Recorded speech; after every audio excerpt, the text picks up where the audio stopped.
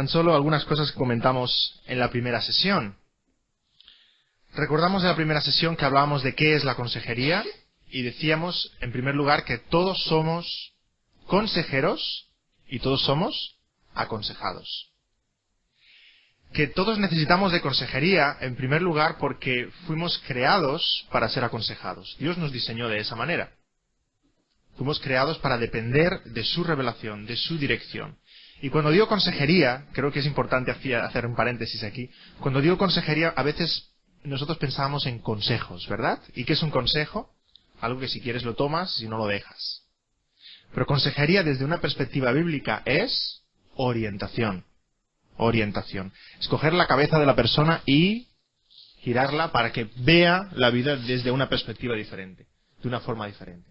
Entonces, yo uso la palabra consejería continuamente, no quiere decir, en el sentido popular, dar un buen consejo, que la persona lo tome o no, es dar dirección, reorientar la vida de la persona. Eso es consejería. Por tanto, hemos sido diseñados para recibir consejería, necesitamos consejería porque somos humanos, y necesitamos más consejería porque somos pecadores, porque no oímos el consejo de Dios, no escuchamos el consejo de Dios, por culpa de nuestro pecado. Y según la consejería que recibimos, según la revelación que recibimos y de quién la recibimos, reorganizamos nuestro mundo, reestructuramos nuestro mundo y vemos, según la perspectiva nueva que adquirimos, cuál es el problema, quién tiene la solución, en manos de quién está la solución, etcétera, etcétera. Por tanto, decíamos una definición rápida, consejería es compartir una nueva perspectiva de la vida. Compartir a la persona que estamos aconsejando una perspectiva de su vida tal como Dios la ve. No tal como sus consejeros le han estado diciendo que su vida es, sino como Dios dice que su vida es. También hablábamos de nosotros como consejeros y hablamos de los impedimentos que nos podemos encontrar al hacer consejería cada uno de nosotros. Y hablábamos de la consejería como ministerio de la Iglesia. Y uno de los mitos, de los muchos mitos que íbamos rompiendo a medida que íbamos avanzando, uno de los mitos es que la consejería no es ciencia, ¿verdad? La consejería es espiritual. La consejería está en el terreno de la fe, no en el terreno de la ciencia. Y la consejería es parte de la gran comisión. ¿Por qué?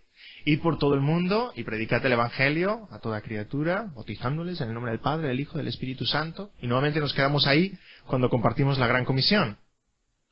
Y eso es evangelismo, pero hay más. El versículo continúa, el pasaje continúa, ¿verdad? Enseñándoles que guarden todas las cosas que yo os he mandado. Y ahí es cuando estamos apuntando al corazón.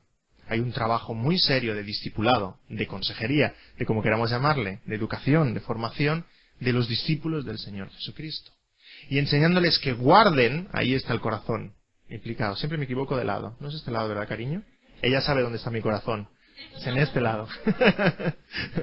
Enseñándoles que guarden. Ahí está apuntando al corazón. Hay que guardar no solamente un conocimiento intelectual, sino guardar, aplicar, que las enseñanzas del Señor Jesucristo impacten en la vida del discípulo, de tal manera que su vida sea diferente. Cambie la vida. Hasta entonces esas 2 horas nos ayudaban a adquirir un poquito los lentes, siempre me refiero a la palabra de Dios como lentes que nos permiten ver la vida de una forma completamente diferente. Los lentes que nos ponemos para ver la consejería desde otra perspectiva. No como el mundo la ve, sino en el terreno de la fe, como un ministerio de la Iglesia. Como una parte muy importante del ministerio de la Iglesia. Y hoy los 2 temas que vamos a tocar, el 3 y el 4, son fundamentales para la consejería bíblica. Si tuviéramos que construir una casa y esa casa fuera nuestro sistema de consejería, esta casa tendría 2 columnas en el centro que aguantan todo el edificio y son los 2 temas que vamos a tocar hoy. La suficiencia de las Escrituras y la santificación progresiva. Van a ser las 2 horas que vamos a compartir hoy. Sin estas 2 columnas de los 2 temas que van a continuación, no podemos tener consejería bíblica. Si no incorporamos estas 2 doctrinas o estos 2 fundamentos en nuestra manera de hacer consejería, lo que hacemos no es consejería bíblica, es otra cosa. Otra de las muchas, miles de corrientes de consejería que hay. Hay muchos. En el mercado hay mucho para escoger. Pero si hacemos consejería bíblica, estos dos son los dos pilares fundamentales de nuestra manera de hacer consejería. Y el primero en esta tarde es el tema 3, la suficiencia de las Escrituras.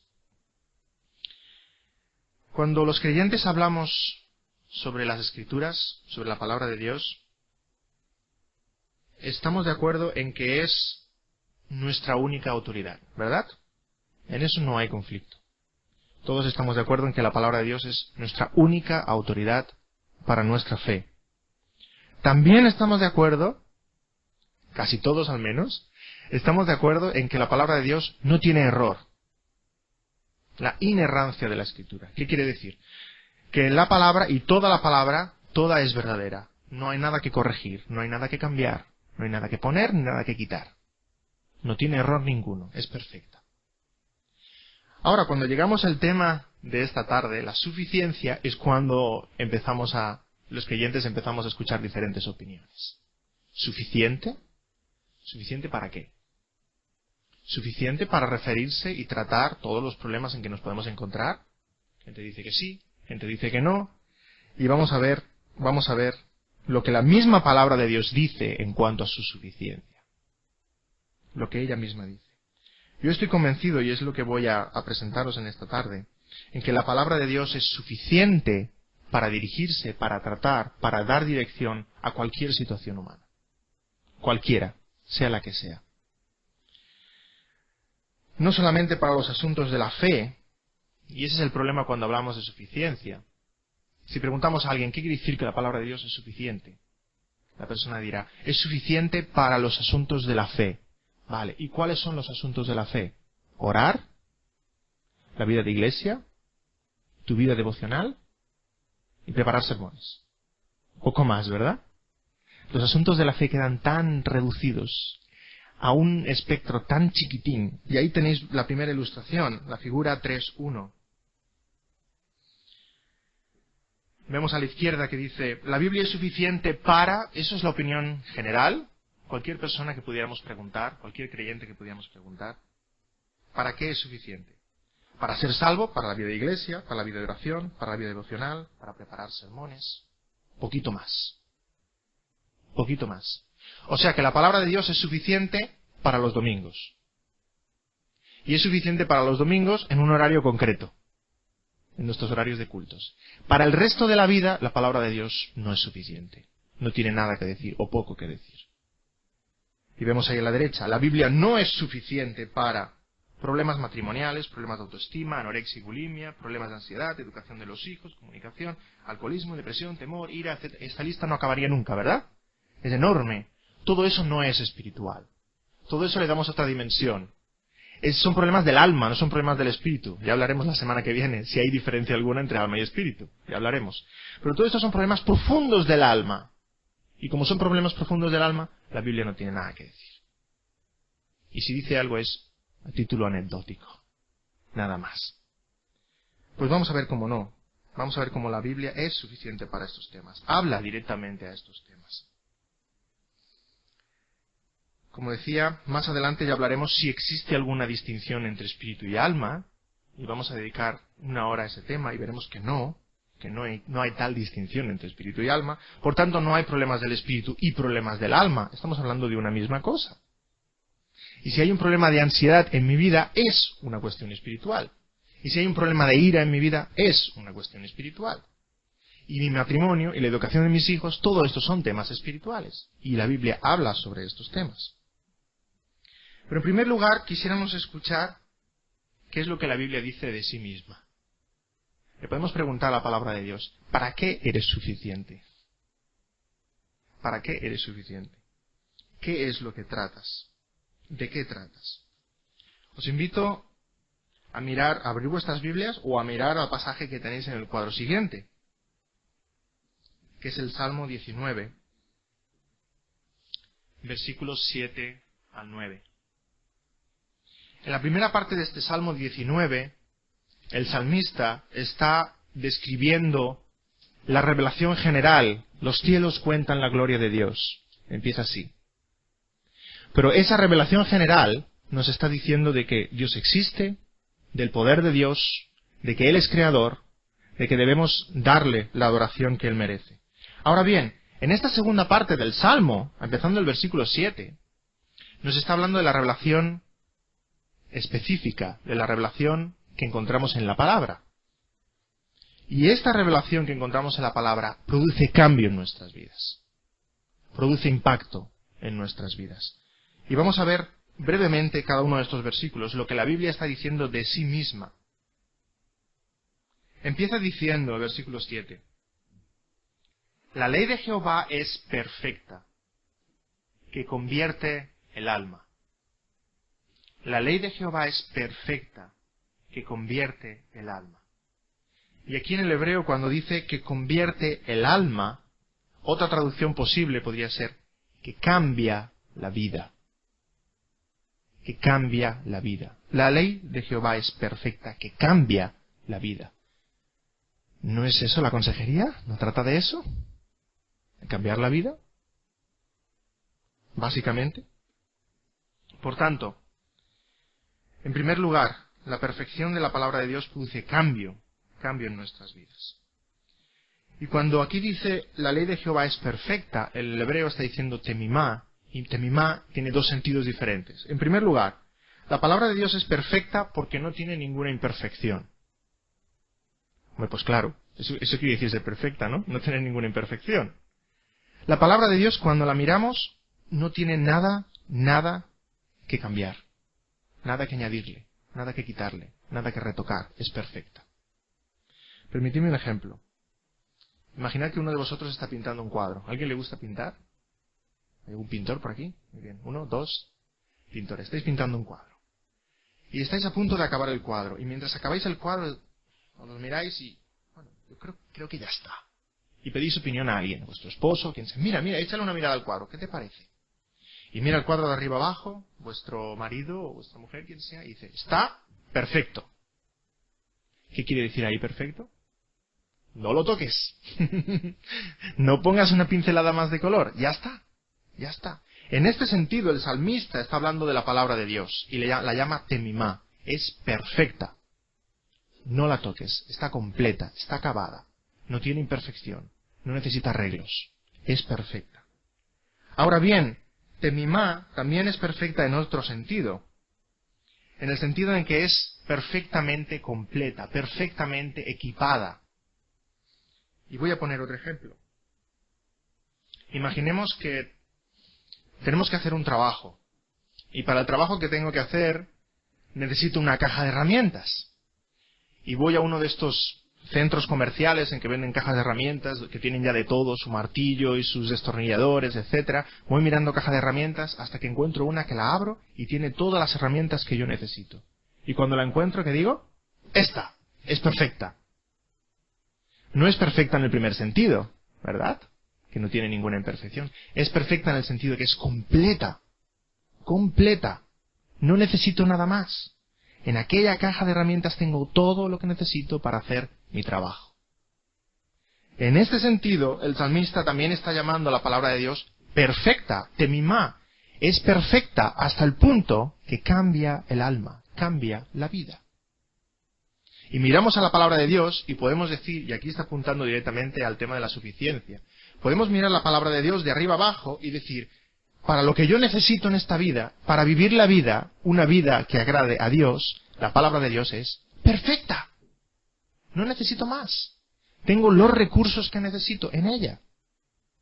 Y si a veces nos planteamos interrogantes sobre la palabra de Dios es suficiente o no, no es por culpa de la suficiencia de la palabra, es por nuestra insuficiencia.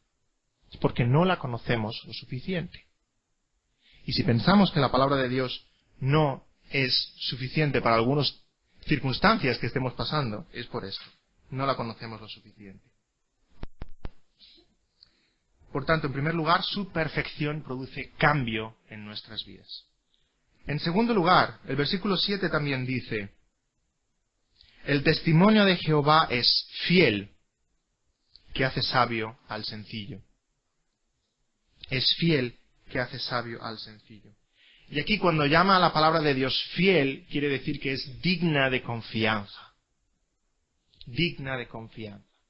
Hasta el punto que la persona más sencilla, y sencilla no quiere decir necia, la palabra de Dios utiliza palabras muy diferentes para el sencillo y para el necio. El sencillo es el ignorante, es el que no sabe. El sencillo es el crédulo. Todos nosotros, de alguna manera, nos tenemos que identificar con el sencillo. Y está diciendo que cuando el sencillo pone toda su confianza en la palabra de Dios, pone toda su fe en la palabra de Dios, ¿en qué se convierte? En sabio. En el más sabio de los sabios. En la palabra de Dios encontramos toda nuestra sabiduría. En tercer lugar, dice el versículo 8, los mandamientos de Jehová son rectos, que alegran el corazón. ¿Qué supone esto para nuestras vidas? Que la palabra del Señor trae alegría, trae gozo a nuestras vidas. Y todo lo que estamos diciendo va directamente implicado con la consejería. Los mandamientos de Jehová son rectos, que alegran el corazón. No hay nada que nos alegre más que un camino recto. Y cuando comparamos la palabra de Dios con el mundo son todo caminos torcidos, que no sabes dónde van. La palabra de Dios es recta. Recuerdo hace unos años unas vacaciones que hicimos como familia. Vivíamos aún en California y cogimos el coche y queríamos visitar un parque muy bonito que había. Y el camino de entrada al parque era recto, era una autopista. Pero luego a la salida del parque decidimos no volver por aquel camino sino ir por detrás. Y era lo más torcido que habíamos encontrado en la vida. Todo eran curvas, curvas de bajada a la montaña, y curvas, y curvas, y curvas. Era una angustia. Todos os habéis encontrado en alguna situación así. Bajando una carretera que nunca se acaba, y otra curva, y otra curva, y otra curva, y los niños mareados, y etcétera. Cuando se acabó aquella carretera, acabó en la autopista. ¡Qué gozo! Que se acabara aquella carretera y encontrar la autopista de nuevo y regresar para casa. ¡Ah! Uno respira, ¿verdad? Eso es la palabra de Dios. Y aquellos que habéis estado en el mundo, todos hemos estado en el mundo y hemos vivido una vida antes de Cristo y ahora con Cristo, hemos experimentado esto de alguna manera. Todo era torcido antes y cuando venimos a Cristo, el camino que la palabra de Dios nos marca y nos indica es una autopista.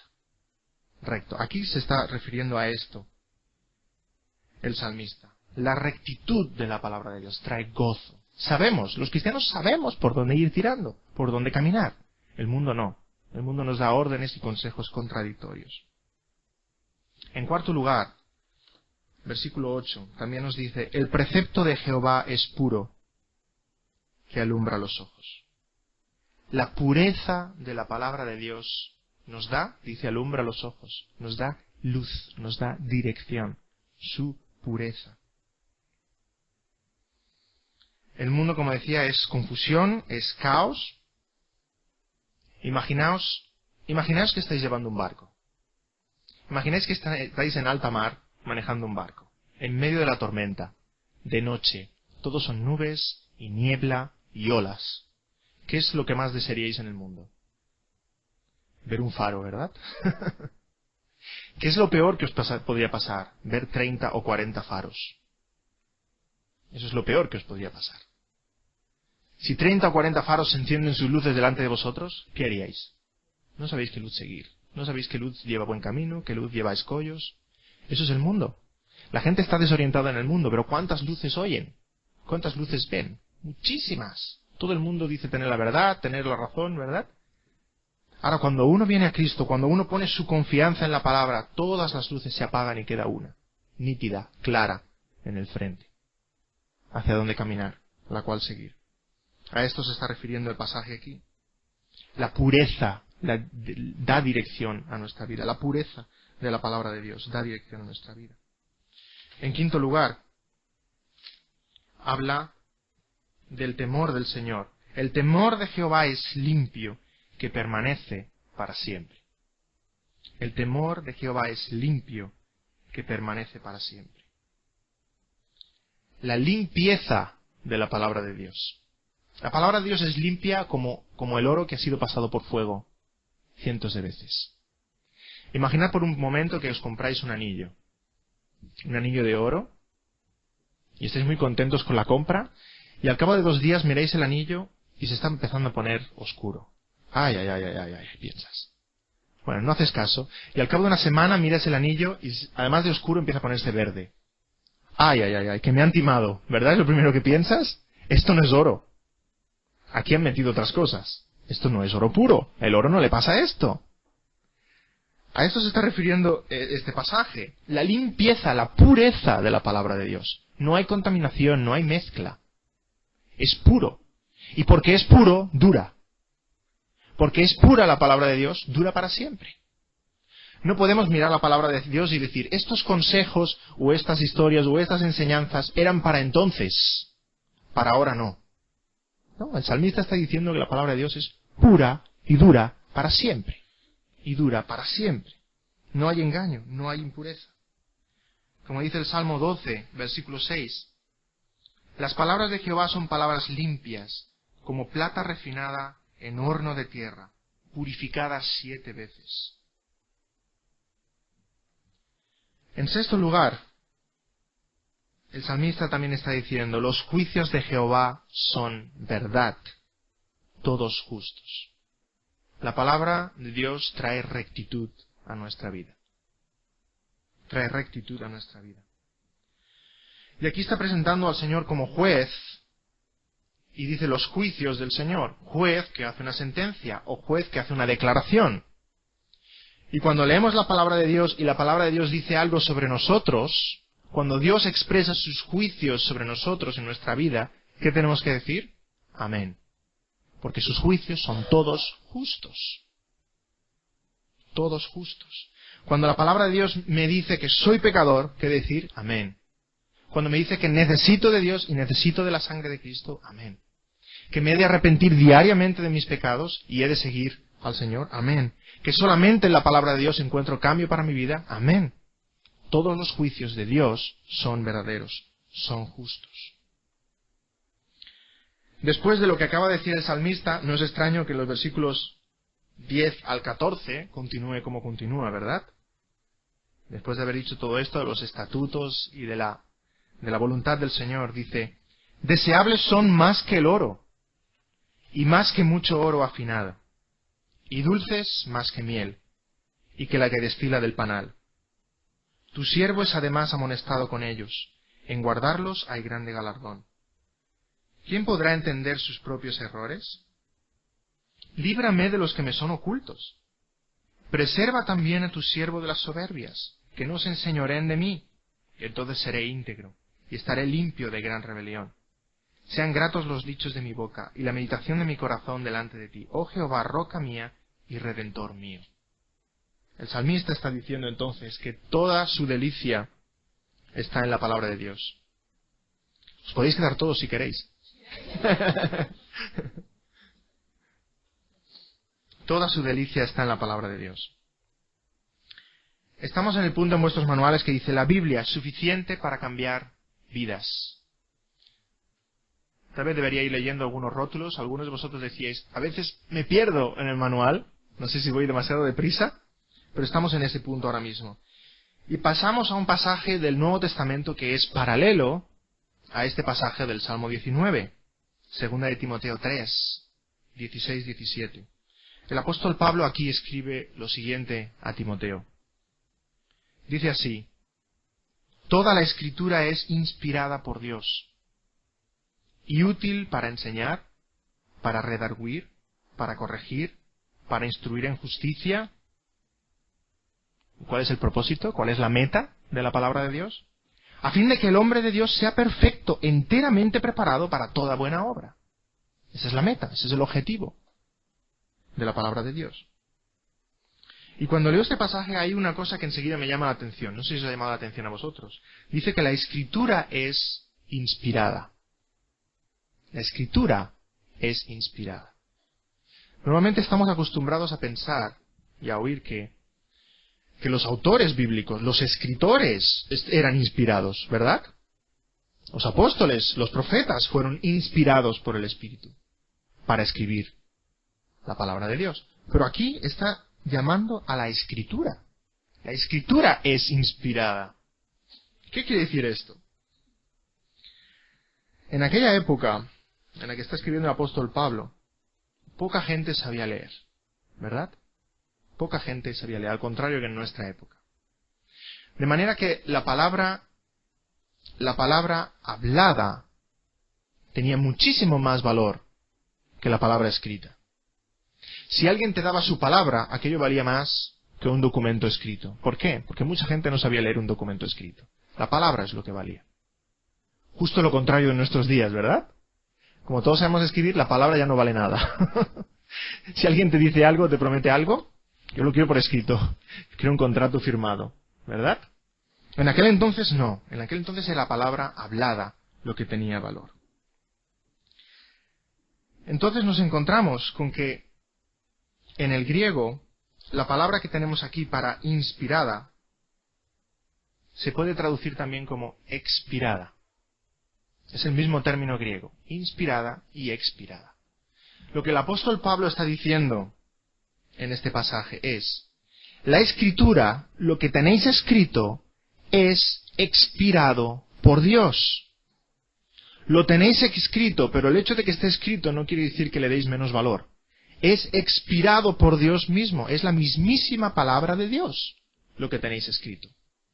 Por tanto, leerla y tomarla como tal, como la misma voz de Dios a vosotros. La palabra escrita es el mismísimo aliento de Dios, palabra de Dios pronunciada a nosotros. El mismo aliento y la misma palabra con la que Adán dio vida, con la que Dios dio vida a Adán en el Génesis, ¿verdad? Y Dios sopló en él aliento de vida. Y en ese momento, en la creación, Dios sopló aliento de vida. Ahora, con la palabra escrita, Dios de nuevo está soplando aliento de vida. No para crearnos, sino para recrearnos. Para formar en nosotros un nuevo hombre, una nueva mujer. Por tanto, este pasaje está apuntando a que el cambio necesario en nuestras vidas lo encontramos en la palabra. Dice, enteramente preparados para toda buena obra. Y el apóstol Pablo está diciendo la misma idea 3 veces. Fijémonos en el versículo, en los 2 versículos que hemos leído. En primer lugar dice, a fin de que el hombre de Dios sea perfecto. Ese es el propósito de la palabra. Eso es lo que la palabra de Dios pretende. Esa es la intención con la cual Dios nos ha dado su palabra, para que seamos perfectos, capaces de hacer toda buena obra. Y más adelante dice, enteramente preparado. La palabra de Dios nos equipa perfectamente. Nos equipa perfectamente. Aquí está el apóstol utilizando el término exartizo, cuando dice enteramente preparado. El término griego exartizo. ¿Qué quiere decir esto? Está tomando prestado un término que se utilizaba en la marina. Y no es de extrañar, porque el apóstol Pablo viajaba mucho, recordemos que él era comerciante, vendía telas y viajaba por todo el Mediterráneo. Está utilizando un término en la marina. Cuando los marineros preparaban un barco, lo preparaban para el viaje. ¿Y qué ponían en el barco? Comida, agua, cuerda por si se rompían, incluso telas, por si una tempestad rompía las telas, poder volver a fabricar unas velas nuevas. Todo esto lo ponían dentro del barco. Y este equipamiento del barco es este verbo, exartizo. Exartizo. Lo que el apóstol Pablo aquí está diciendo es que la palabra de Dios nos equipa, exartizo, para toda buena obra. Nos equipa para vivir la vida y la vida cristiana. Para prever cualquier situación que podamos atravesar. En la palabra de Dios tenemos los recursos que necesitamos. Y al final dice que nos equipa, ¿para qué? No nos equipa para alguna buena obra. Nos equipa para toda buena obra. ¿Qué quiere decir esto? A mí esta última frase me llama mucho la atención. Toda buena obra quiere decir que incluso en esos momentos en los que yo no hago una buena obra, debería haberla hecho. Porque la palabra de Dios me equipa para ello. Que cuando peco, y siempre que peco, no tenía por qué haber pecado. La palabra de Dios me equipa para toda buena obra. En cualquier circunstancia, en cualquier situación en la que estemos, la palabra de Dios, el Espíritu Santo, los recursos de Dios nos dan las fuerzas que necesitamos para vivir la vida dando gloria a Dios. Estemos donde estemos. Y el mejor ejemplo lo tenemos en el Señor Jesucristo siempre. Situaciones más extremas y difíciles que las que Él atravesó, no atravesaremos. Y Él glorificó a Dios en todo momento. En todo momento. Entonces llegamos, también tenéis en vuestros manuales, a la pregunta clave. ¿Suficiente para qué? Si llegamos a la conclusión de que la palabra de Dios es suficiente, nos tenemos que preguntar, ¿suficiente para qué? Evidentemente la palabra de Dios no es suficiente para preparar una receta culinaria, una paella valenciana, ¿verdad? La palabra de Dios no es suficiente para arreglar el coche. La palabra de Dios no es suficiente para preparar nuestras vacaciones de verano. La palabra de Dios no es suficiente para todas esas cosas. ¿Por qué? Porque no es el propósito de la palabra de Dios. Dios no nos dio su palabra para esos temas, para esos objetivos. Por tanto, nos tenemos que preguntar, ¿para qué nos dio Dios la palabra? Porque para aquello para lo cual Dios nos ha dado la palabra, para eso sí es suficiente y perfecta. Tenemos un nuevo pasaje, además del de 2 de Timoteo, 2 de Pedro 1:3. Tenéis todos los pasajes bíblicos en vuestro manual. 2 de Pedro 1:3 nos está diciendo para qué Dios nos ha dado la palabra. Dice, como todas las cosas que pertenecen a la vida y a la piedad nos han sido dadas por su divino poder, mediante el conocimiento de aquel que nos llamó por su gloria y excelencia. ¿Qué nos ha sido dado en la palabra? Todas las cosas que pertenecen a la vida y a la piedad. Todas las cosas que necesitamos saber y entender para vivir una vida santa y correcta y agradable delante de Dios. Todo eso lo tenemos en la palabra. Por tanto, la pregunta que yo me puedo hacer, ¿me está diciendo entonces la palabra cómo ser buen esposo? ¿Cómo comunicarme con mi esposa? ¿Cómo tratar a mis hijos? ¿Me está hablando la palabra de estos temas? Sí. ¿Pertenecen estos temas a la vida y a la piedad? Sí. Pues entonces los tengo en la palabra. Los tengo en la palabra. Y repito, si miramos a la palabra de Dios y decimos, es insuficiente, la suficiencia la tenemos en nuestro entendimiento, en nuestra manera de apreciarla, porque aún no hemos acabado de descubrir la riqueza de la palabra de Dios. La conocemos insuficientemente. Eso sí, podemos concluir. Por tanto, la palabra de Dios nos habla sobre cómo ser un buen esposo, un buen padre, un buen ciudadano, un buen cristiano, cómo tratar problemas personales, cómo manejar mi ira, cómo manejar mi frustración, cómo manejar mi ansiedad. La palabra de Dios habla de estos temas. Pero desconozco la palabra de Dios. Desconozco la palabra de Dios. Y tenéis aquí varios pasajes que hacen referencia a esto exactamente que estoy diciendo. Quisiera ahora entrar en una sección, habiendo dicho todo esto, quisiera entrar ahora en una sección de este tema, que espero que nos ayude a apreciar esta suficiencia de la palabra de Dios. Que nos ayude a ver la riqueza de la palabra de Dios. A veces cuando hablamos de suficiencia podemos caer en el error de pensar que la suficiencia de las Escrituras quiere decir que hay un versículo para cada tema. No es eso. No encontraremos un versículo para cada tema. Y que si encontramos ese versículo que habla sobre ese tema en concreto, lo único que hay que hacer es lanzarlo contra el aconsejado, ¿verdad? Y que lo repita 5.300 veces hasta que cambie su vida. No, por favor. Eso es demasiado simplista. No encontraremos un versículo sobre todos los temas. Pero eso no quiere decir que la Biblia no hable sobre todos los temas. En la Biblia no está todo, pero la Biblia habla de todo. Que es una manera muy diferente de acercarse al tema de la suficiencia. Por tanto, vamos a acercarnos a esta sección que dice melodía, armonía y pausa. En primer lugar, para pensar sobre la palabra de Dios y entender lo que quiere decir la suficiencia de la palabra de Dios, Tenemos que cambiar el chip, como se dice coloquialmente. Tenemos que cambiar nuestra forma de pensar. La mentalidad de nuestro tiempo es enciclopédica, lo que yo llamo enciclopédica. ¿Qué quiere decir eso? Que estamos acostumbrados a las enciclopedias. Si yo quiero buscar algo en una enciclopedia, por ejemplo, Revolución Francesa, ¿cómo lo busco? O lo busco por la R de Revolución o busco por la F de Francesa. Y encontré lo que quería, ¿verdad? Si yo quiero el teléfono de alguien y miro en la guía telefónica, ¿cómo lo encuentro? Busco por su apellido, ¿verdad? Quiero unas páginas, aquí está. Rápido, concreto, específico. Si yo quiero buscar un tema en Internet y voy a uno de esos Yahoo o Google o uno de estos servidores y quiero encontrar un tema, ¿cómo encuentro ese tema? Solo tengo que escribirlo, ¿verdad? Setas del Pirineo. ¡Chup! Y me salen 4000 páginas sobre el tema. Facilísimo. Vivimos en la era enciclopédica. Hoy día, ¿qué es una persona inteligente? Basta mirar todos los concursos, ¿verdad?, que salen por la tele. ¿Qué es una persona inteligente? El que tiene una enciclopedia aquí. Esa es la persona inteligente, ¿verdad?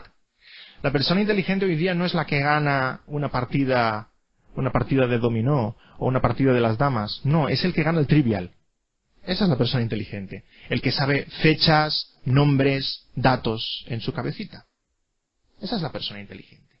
Vivimos en una era enciclopédica y la Biblia no es una enciclopedia. La Biblia no es una enciclopedia. Repito, la Biblia son unos lentes, unas gafas que nos ponemos y todo cambia de color y todo cambia de perspectiva.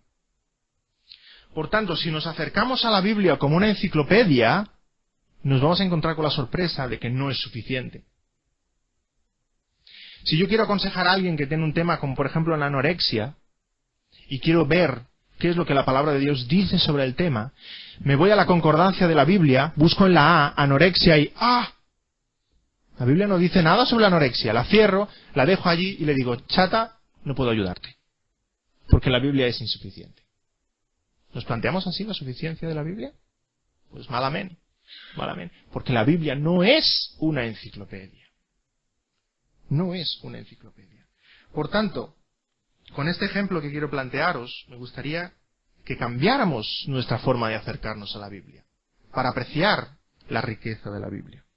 En primer lugar, melodía. ¿Qué quiere decir? Cuando escuchamos una música, lo que enseguida reconocemos, ¿qué es? La melodía. ¿Verdad? Pueden sonar 80 instrumentos, una orquesta entera, pero escuchamos los violines que suenan ahí arriba, ¿verdad? Y vamos tatareando la canción, todos en casa o en el coche, y recordamos la melodía. ¿Por qué? Porque la melodía es clara, la melodía es evidente, la melodía es fácil de recordar. Y hay muchos temas en la palabra de Dios que se nos presentan así, como melodía. Claros, diáfanos. Cuando la palabra de Dios dice no matarás, eso es melodía. Es muy claro, no matarás. Cuando la palabra de Dios dice no cometerás adulterio, es claro, es diáfano, es melodía, ¿verdad? Y ahí os he puesto un ejemplo que no deja de ser polémico, sobre todo en nuestro país, pero para mí es melodía, que es el tema de los matrimonios mixtos o matrimonios con incrédulos. Y aprovecho no solamente para ponerlo como ejemplo, sino para compartir un poquito de enseñanza sobre este tema. Versículos como los que tenéis ahí. No os unáis en yugo desigual con los incrédulos. 2 Corintios. O hablando de la viuda, dice, si su marido muriere, libre es para casarse con quien quiera, con tal que sea en el Señor. O de nuevo el apóstol Pablo, que está hablando de sus derechos como apóstol, y dice, ¿no tenemos derecho de traer con nosotros una hermana por mujer? Y aquí podríamos, la lista de versículos, bueno, podríamos hacer 2 horas de conferencia sobre el tema. Hay temas en la palabra de Dios en que hay versículos concretos. Sí hay versículos concretos que hablan específicamente sobre ese tema. Y es lo que yo quiero en este ejemplo llamar melodía, porque son claros. Ahora vamos un paso más allá. Armonía. ¿Qué es la armonía? Si escuchamos una orquesta, o vamos a poner el ejemplo de un piano, porque tenéis ahí dibujado un piano. Si escuchamos un piano, siempre hay una melodía que nos es fácil seguir, ¿verdad? Pero eso no quiere decir que esa sea la única nota que suene. ¿Verdad que no? ¿Cuántas notas más suenan, además de la melodía? Pues pueden sonar tantas como dedos, ¿verdad? Porque un piano puede tocar 8 o 10 notas a la vez, o más. Eso debajo de la melodía, después de la melodía, tenemos la armonía. Hay mucho más, no solamente la melodía, hay muchas más notas que están sonando. Pero a veces uno se tiene que parar a apreciarlas. Si escucho una orquesta, alguien me tiene que ayudar. ¿Escuchas? ¿Oyes un fagot ahí? A ver. Sí, lo estoy escuchando. ¿Oyes un contrabajo? Sí, lo estoy escuchando también. Hay que parar atención, hay que poner atención para escuchar muchas otras notas, muchos otros instrumentos que también están sonando. Y hay temas así también en la palabra de Dios. Pongamos un ejemplo. Imaginemos que alguien viene a hablar conmigo, es un padre de familia, que tiene muchos problemas en casa, muchos. Hay mucha tensión familiar, mucha tensión con su esposa, sobre todo mucha tensión entre sus hijos. Mucha rivalidad, muchas riñas, muchas peleas. Y mientras vas hablando con aquel padre de familia, te das cuenta de que ese padre de familia tiene un gran favoritismo por uno de sus hijos. Gran favoritismo por uno de sus hijos. Intentas hacerle ver que eso no es correcto, pero entonces ese hombre te sale y dice, bueno, tú eres consejero bíblico, ¿no? Sí. Pues no me puedes decir con la palabra de Dios en la mano que esté mal tener favoritismo de mis hijos. Y yo tengo un hijo que es mi favorito, y no hay nada en la palabra de Dios que me diga que eso no es posible. ¿Qué contestas? Buscamos en la Biblia un versículo que diga, no tendrás favoritismos entre tus hijos. No lo vamos a encontrar. ¿Verdad que no? Necesitamos tomar otros pasajes, otros principios generales que nos hagan ver que eso no es correcto. Y aquí tenéis de nuevo un ejemplo. En la figura 3:4. Hay un versículo que dice, no provoquéis a ira a vuestros hijos, ¿cierto? Efesios 6:4. No provoquéis a ira a vuestros hijos. ¿Y eso qué quiere decir? ¿Qué quiere decir no provoquéis a ira a vuestros hijos? Y ahí lo tenéis desglosado, desgranado. Hay principios en la palabra como este, de Efesios 6:5, que son como una granada. ¿Habéis comido alguna vez una granada? ¿Sí? Qué ricas, ¿verdad? Sobre todo en verano, con un poquito de azúcar. Bueno, me voy del tema ahora. Cogéis una granada, y ¿verdad que a vuestro hijo de 1 año o de 2 años no le ponéis la granada delante? Toma, hijo, come. ¿Verdad que no? ¿Qué hacéis con la granada? La abrís, la rompéis y le desgranáis, le tiráis los granitos en el plato, incluso le ayudáis a él para que los vaya recogiendo en el plato y entonces sí se los puede comer. Si estamos haciendo consejería con alguien, no podemos lanzarle una granada, no una granada militar, una granada de comer, como esta, Efesios 6:4. No provoquéis a ira a vuestros hijos. Porque puede que esa persona no sepa qué quiere decir. Hay que desgranarlo. Hay que abrir ese principio. ¿Qué implica? ¿Qué supone para la vida de esta persona? Hay que desgranar la granada. Es un principio general. Poniendo el ejemplo de antes, hay que ayudarle a apreciar todos los instrumentos que están sonando, toda la armonía, porque es un principio mucho más rico de lo que a simple vista parece. Y aquí hemos puesto algunos ejemplos. En la tabla misma donde estamos, la figura 3:4, no provoquéis a ira a vuestros hijos, quiere decir que vamos a desgranarlo, vamos a sacar muchas cosas, ¿verdad? Que no desórdenes porque sí, por ejemplo. ¿Provoca ira eso a mi hijo? Sí, mucho. Sobre todo si es adolescente. Porque sí, porque lo digo yo. Pero papá, ¿lo provoco a ira? Sí. ¿Qué más? Que no tenga favoritismos. También. Y no hay un versículo en la Biblia que diga no tengas favoritismos entre sus hijos, pero hay historias muy concretas. José y sus hermanos, Jacob y Esaú, ¿verdad? Ejemplos muy concretos. Y no hay un versículo. Huyamos de la mentalidad enciclopédica. No hay un versículo sobre ese tema. Tenemos que ver toda la Biblia en su perspectiva, en su enseñanza en general. Otros temas, que no pidas imposibles, que no te aires con él, que no trates mal sus juguetes. sobre todo los que tenéis hijos pequeños. Para ti solo es un juguete. Y entras en casa y hay algo por el camino y ¡poing! Le das un puntapié. ¿Y qué pasa con ellos? ¡Papá! Resulta que era su peluche favorito y le acabas de romper algo. No sé. Se enojan contigo. Que no trates mal sus juguetes. Etcétera, etcétera. Ahora, todo pasaje, y esto es muy típico en la Biblia, todo pasaje tiene un no, pero luego tiene un sí. Como dice el apóstol Pablo, nos tenemos que desvestir del viejo hombre para vestirnos del nuevo hombre.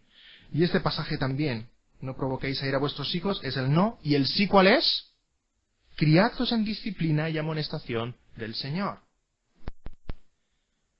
Imaginaos que estáis aconsejando a alguien y le compartís este versículo. Tú tienes que criar a tus hijos en la disciplina y la amonestación del Señor. Y se queda como, ¿y eso qué quiere decir? Probablemente hay que desgranar este principio y poder explicarle en concretos lo que quiere decir. Que seas un buen ejemplo como cristiano para ellos. Que les disciplines de forma consistente y coherente. Que muestres cariño y atención. Que les ayudes cuando han pecado a confesar su pecado, a ver su pecado, a reconocer su pecado. Que les enseñes a dar y a pedir perdón de forma clara. Que les enseñes a amar y a obedecer a Dios. Y podríamos ser incluso mucho más concretos, dependiendo de la vida y del caso de aquella persona.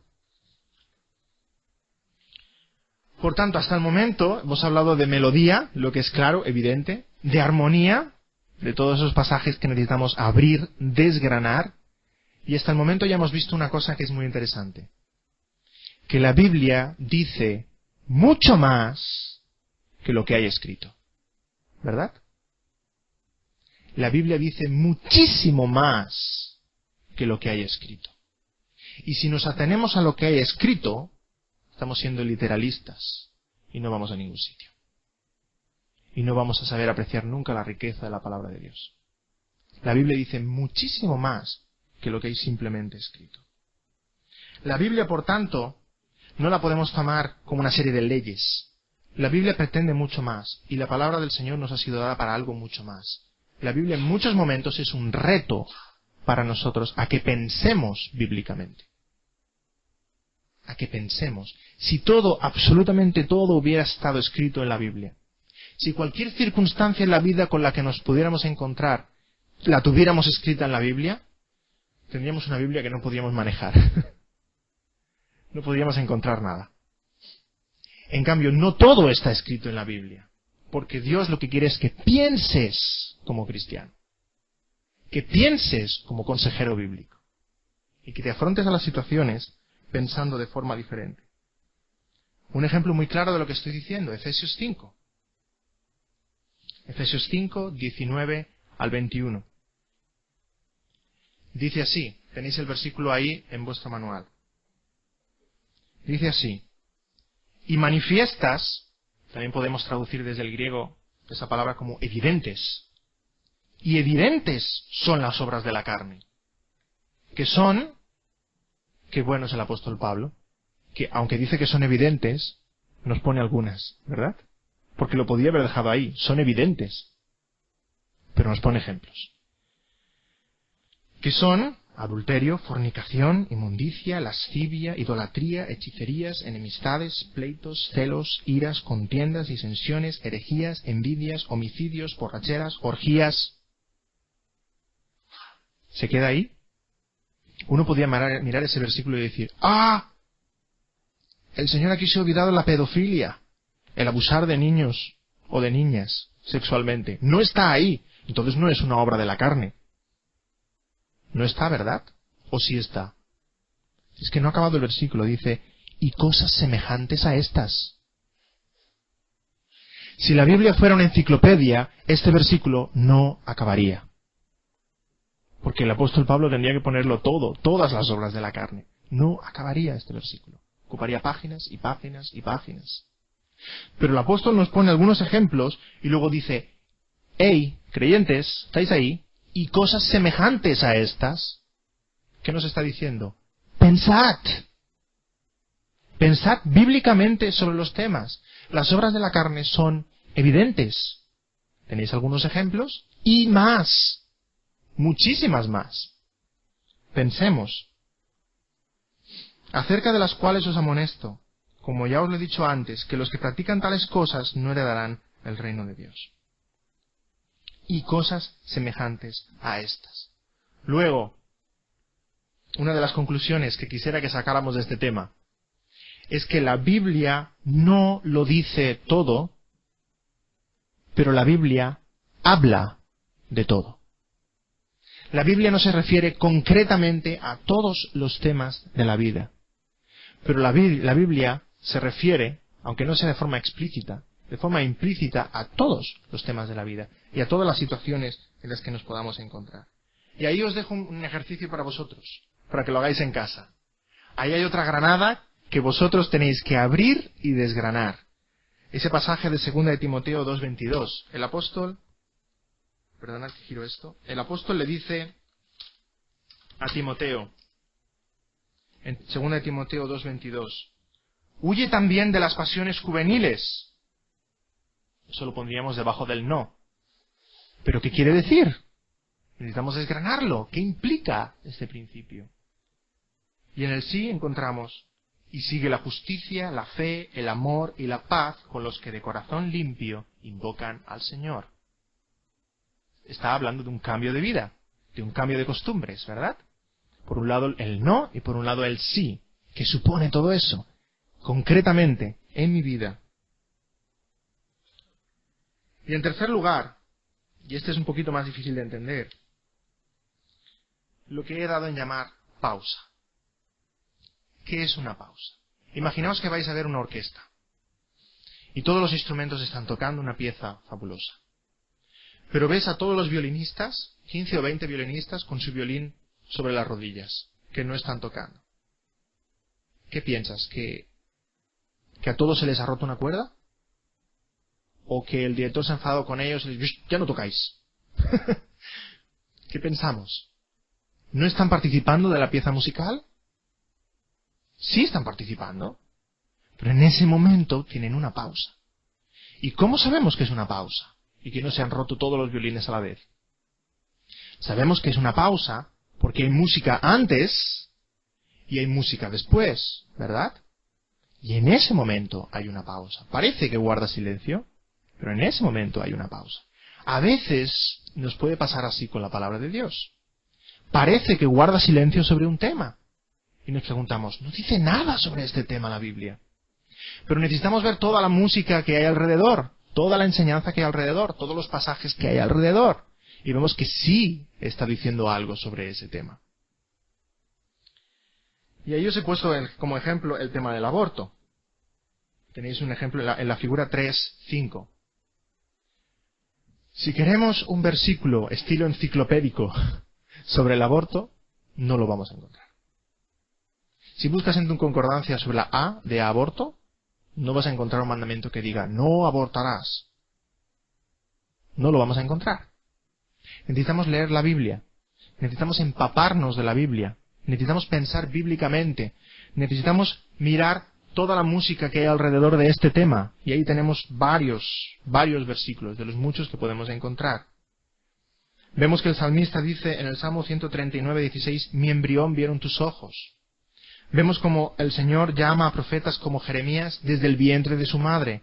Vemos como Dios a la persona que está en el vientre la está tratando como persona.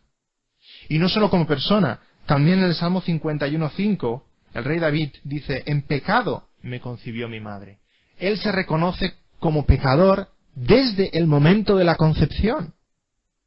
Yo fui engendrado en pecado. Ya era pecador. Y ya necesitaba del perdón de Dios. Por tanto, desde el principio, desde el momento en que aquella persona empieza a existir, Dios la considera y la trata como una persona. Cuando vemos todos estos pasajes juntos, llegamos a una conclusión sobre este tema. ¿Cierto? Aunque no haya un solo versículo que hable sobre este tema. Por tanto, y esta es casi la conclusión de este tema de la suficiencia de las Escrituras, no nos acerquemos a la Biblia como si fuera una enciclopedia. No nos acerquemos como si fuera una enciclopedia. Acerquémonos a la Biblia como si fuesen unos lentes, unas gafas que nos ponemos y de esta manera podremos apreciar todo en la vida desde otra perspectiva. Tomar un solo versículo y lanzarlo contra el aconsejado, eso no es consejería bíblica. Eso no es consejería bíblica. Entre otras cosas porque no vamos a encontrar un solo versículo que hable sobre ese tema. Y si queremos encontrarlo, tal vez lo encontremos, pero estaremos forzando al versículo de tal manera que lo estaremos torciendo. Porque queremos que hable de ese tema. No, veamos toda la enseñanza de la palabra de Dios, en general. Permitidme un último ejemplo, que tal vez pueda ayudar también a apreciar esto. ¿Cuántos de vosotros juegan al ajedrez o saben jugar al ajedrez? Esto es solamente para saber la utilidad de mis ejemplos. Si son buenos o son inútiles. ¿Cuántos? ¿Ajedrez? La mitad, más o menos la mitad. Vale. Supongamos que queréis aprender al ajedrez. Queréis participar en un concurso, en un campeonato de ajedrez. ¿Cómo aprendemos a jugar al ajedrez? Suponed que yo me inscribo en un campeonato. Bien, y no tengo ni idea de ajedrez. Pero me inscribo. No sé por qué me inscribo, pero me inscribo. Y entonces me dicen, mira, tu primer contrincante para mañana se llama José Pérez. José Pérez. Le tengo que vencer como sea. Entonces me voy a la biblioteca y busco un libro que se titule ¿Cómo vencer al ajedrez a José Pérez? Lo busco, me paso toda la noche buscando un libro en la biblioteca que se titule así, ¿Cómo vencer a José Pérez en el ajedrez? ¿Lo encuentro? No lo encuentro. Desesperado, llorando, me planteo la mañana del día siguiente a jugar al ajedrez con José Pérez. ¿Y qué pasa conmigo? Me aniquila, ¿verdad? Me vence. ¿Aprendemos así a jugar al ajedrez? No. Aprendemos de otra manera. Si yo quiero vencer a José Pérez, lo que tengo que hacer es aprender cómo se mueve el peón, cómo se mueve el caballo, cómo se mueve la torre, cómo se mueve el rey y la reina, y cuando la cosa se sofistica un poco, qué es el enroque, cómo empezar la partida, etcétera, etcétera, ¿verdad? Estrategias para hacer un jaque mate. Yo aprendo unas normas, unos principios, y esos principios los interiorizo, ¿verdad? Los hago mío. Para poder vencer a José Pérez tengo que conseguir una cosa, y es pensar como un ajedrecista.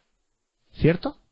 Entonces yo al día siguiente, con todo eso interiorizado, pensando como un ajedrecista, sin saber qué me voy a encontrar y con quién me voy a encontrar, me planteo delante del tablero de ajedrez y me presentan a mi primer contrincante. Hola, soy José Pérez. Hombre, me ha tocado José Pérez. Y juego la partida con él. Yo no sé qué va a mover José Pérez. ¿Cómo va a reaccionar? ¿Cómo va a responder a mis jugadas? Es un reto, ¿cierto? Pero ¿qué me ayuda a enfrentar las situaciones en las que yo me presente? Que he aprendido a pensar como un ajedrecista.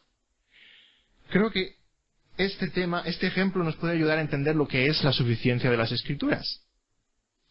La palabra de Dios no es un manual en el cual podemos encontrar 5 o 6 capítulos sobre un tema concreto. Ansiedad. 5 o 6 capítulos seguidos sobre el tema de la ansiedad, ¿verdad? Problemas alimenticios, anorexia, bulimia, etcétera. 8 o 10 capítulos sobre el tema. No vamos a encontrar esto. Igual como no vamos a encontrar un libro que diga ¿Cómo vencer al ajedrez a José Pérez? No. Lo que la palabra de Dios nos reta, lo que la palabra de Dios nos está diciendo es que pensemos como cristianos, que pensemos bíblicamente, que pensemos como consejeros bíblicos. Y si aprendemos a pensar y a ponernos estos lentes, esta perspectiva de los problemas humanos, que es bíblica, sea lo que sea con que nos encontremos delante, sea la situación que sea, las circunstancias en las que aquella persona esté, la dificultad en la que aquella persona esté, si hemos interiorizado unos principios bíblicos, sabremos qué decir, sabremos qué comunicar, sabremos cómo orientar a aquella persona. Repito, orientar. Consejería es orientar, no es dar buenos consejos. Es orientar bíblicamente. Es compartir con la persona la perspectiva que Dios tiene sobre su vida y sobre sus circunstancias. Por tanto, la palabra de Dios no habla de todo, repito, sí habla sobre todo, sobre cualquier tema en el que nos podamos encontrar. Si apreciamos la palabra de Dios de esta manera, empezamos a descubrir la grandeza y la riqueza de la palabra de Dios, podremos decir como el salmista en el Salmo 119, 24, que dice: tus testimonios son mis delicias. Qué poco usamos esta palabra, ¿verdad? Delicia. Cuando probamos un pastel a veces decimos: ¡qué delicia! Pero está hablando de la palabra de Dios. Dice: tus testimonios son mis delicias. Y continúa diciendo: y mis consejeros. Y mis consejeros.